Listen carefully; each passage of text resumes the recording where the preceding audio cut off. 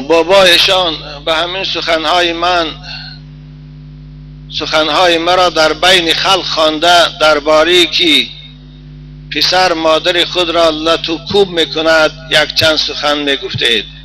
اگر بابایشان چه خیلی که خود شما میگویید حقارت‌هایی بجایی دارم، ما خفه نیستیم اگر تکرار شود. من یک مادر 72 ساله می باشم. پسر کلانی به نام طاهر 19 ساله است. پیش به خودمان خانه کردیم، با خودمان خانه اش کردیم. حتی باز آمده طلب پول کرد. بعد برآمده رفتنش من با شاهد همسایم 10,000 پول برآورده به بو دادم. از بین 19 سال گذشت. یک روز با همراهی پسرانش آمده بچه دویمم را لطوکوب کرد. باز بعد چند روز آمده خودم را به شدت در شکمم زد. مرا زنوار حقارت کرد. گفت که فلقت میکشم. بابایشان من خواهش دارم که درباره همین خیل فرزندان ناخلف سخنهای پروردگار را گفته در دیسک‌ها ثبت کرده میشدند. همین جمعه انتظارم بابایشان. همین بچه به ایمان من طاهر نام دارد، از دهه جوی بادام. یا الله، من گمان میکردم که دهه جوی بادام خیلی دهه مردمی با ایمان و جوانای با اخلاص و زیرا هر باره که ما در محفل های اونها میرویم اینقدر اخلاص و اینقدر جمعیت زیادی جوانا رو دیده من مفتون اینها میشدم. خوب باز هم خفه نیستم، زیرا که در عرفیت میگوین جنگل از خوگ و خرس خالی نیست. خوب من به این جوان که نامش طاهر بوده است از این منبر رسول اکرم خطاب میکنم. دادر عزیز، به خاطر این بی‌آدابی که به مادر مهربانت کردی، تو از نگاه اسلام و شریعت عاق هستی. تو از نگاه اسلام محروم از رحمت خدا هستی. تو از نگاه اسلام گرفتار غضب سخت پروردگار خود هستی. تو از نگاه اسلام اگر توبه نکنی انسانی هستی که بوی جنت برای تو حرام است. حتی تو انسانی هستی که تمام بشریت و ملائکه های الهی برای تو لعنت میفرستند. زیرا در روایات هم ما خواندیم من فضل زوجته علی امه فعلیه لعنت الله والملائکه والناس اجمعین. هر فرزندی که همسرش از مادرش بالا داند، به خاطر همسرش مادرش آزار دهد، بر این فرزند لعنت خدا باد، لعنت ملائکه ها باد، لعنت تمام جامعه بشری باد. دادر عزیز، این است مکافات مادری که تو را 9 ماه در رحمش برداشت، نطفه پلید تو را، جنین ناخلف تو را در رحم نازک مادرانش تربیت کرد 9 ماه، که این 9 ماه برای او چون 9 سال گذشت.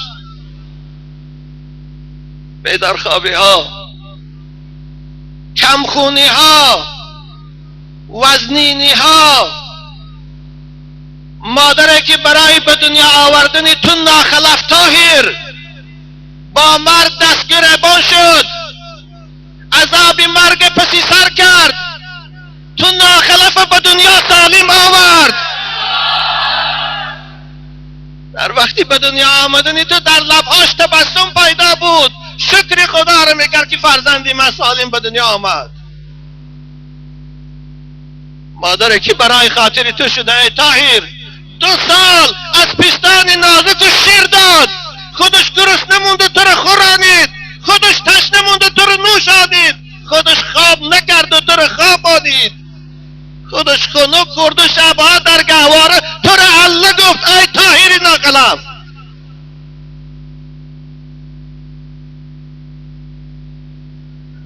مادری که وقتی که تو در حولی بازی میکردی از تماشای تو دنیا لذت میبرد، چهره هاش میشکفت که من بچه دارم.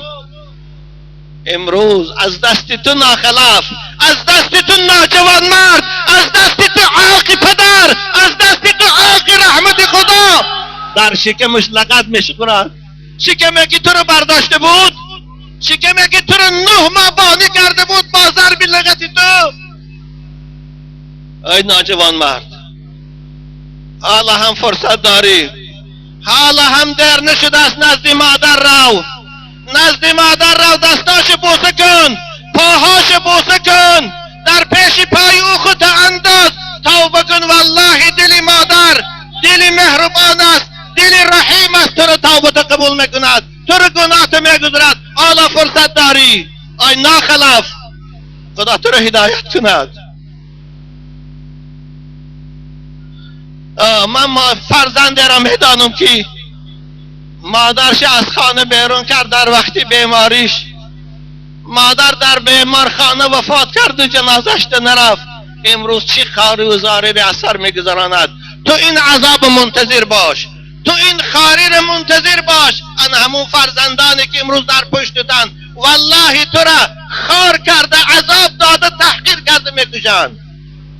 کما تدین تو دان، چی معامله کردی همان معامله را از فرزند و چشم دار. قرض است کرده های تو بر دوش روزگار، در هر زمان که وقت بیاید ادا کند. این لگتی خداوند پای تو را شل کند، خداوند پای تو را کاخ کند، خداوند پای تو را کلته کند که در شکم مادر زدی. منتظر باش که لگت های فرزندت در شکم تو می بیاد. منتظر باش. من عمل صالحا فلنفسه و من اساء فعليها ثم الى ربكم ترجعون. خدا بگد ای عاقی پدر، امروز اگر مادر و پدر تو راضی نکردی، اونها از تو ناریضا رفتن، پیش من می بیایی، انتقام این مادر پیرا از تو خدای او میگیرد. تو دور نمیری. ثم الى ربكم ترجعون. طاهر حالا هم فرصت داری. همراه فرزندات رو پیش مادر سرت از زمین مون، آب دیده کن، گریه کن. والله امید دارم مادر مهربان است، مادر حلیم است، مادر غمخوار فرزند است. باز گناه تو رو میگذارد. من باشم که نمیگذاشتم، اما مادر دل حلیم دارد، دل مهربان دارد، دل سوزنده دارد. وای باز تو رو میبخشد، باز تو رو عفو میکند، باز پیشانی تو رو سیله میکند. باز من باور دارم پیشانی ناخلفی تو رو بوسه میکند. رو حالا هم فرصت داری.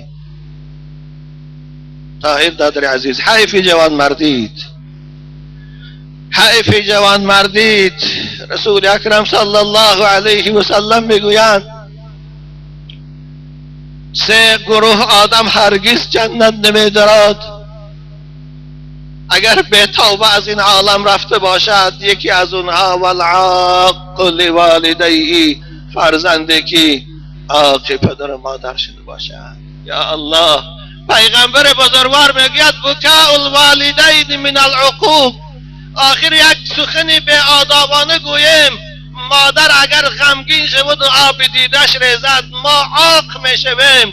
آی ناجوان مرد، تو بالغت در سیکم او میزنی، تو مگر عاق نشدی؟ مگر او اهل محلی جوی بادان تو رو چطور نگاه میکنن؟